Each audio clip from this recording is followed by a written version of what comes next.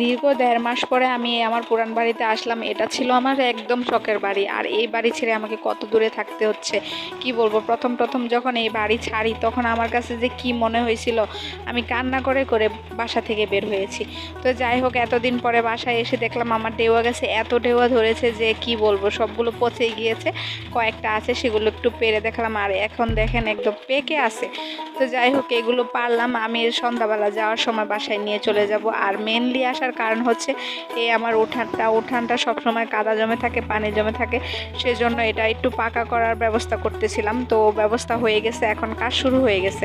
তো কাজগুলো হবে, আর আমার টাইলস ছিল সেগুলো টাইলসগুলো ভেঙে তারপরে উপরে দিয়ে দিলাম।